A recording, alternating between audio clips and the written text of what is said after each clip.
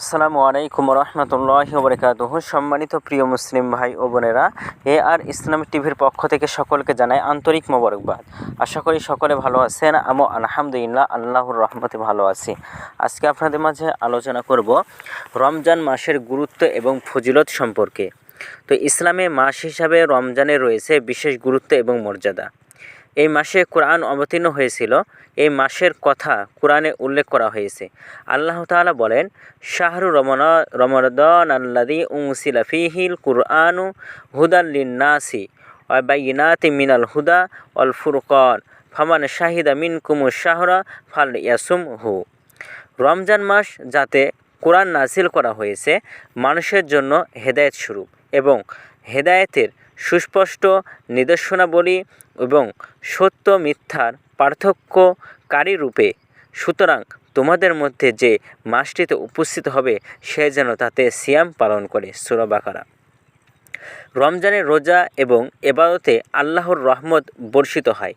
আল্লাহ গুনাহ মাফ করে দেন। আবু হুরায়রা রাদিয়াল্লাহু তাআলা আনহু থেকে বর্ণিত, আল্লাহর রাসূল সাল্লাল্লাহু আলাইহি ওয়াসাল্লাম বলেছেন, যে ব্যক্তি ঈমানের সাথে এবং সওয়াব লাভের আশায় রমজান মাসে সিয়াম পালন করবে তার আগের সব গুনাহ ক্ষমা করে দেওয়া হবে। আর যে ব্যক্তি ঈমানের সাথে ও সওয়াবের লাভের আশায় রমজানের রাতে নামাজে দাঁড়িয়ে কাটাবে তার আগের সব গুনাহ ক্ষমা করে দেওয়া হবে। আর যে ব্যক্তি ঈমানের সাথে ও সওয়াব লাভের আশায় লাইলাতুল কদর ইবাদতে কাটাবে তারও আগের সব গুনাহ ক্ষমা করে দেওয়া হবে। সহিহ বুখারী এবং সহিহ মুসলিম শরীফের হাদিস।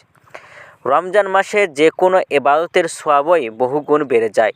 রমজানের প্রত্যেকটি নফল ইবাদতের সওয়াব ফরজ ইবাদতের সমান।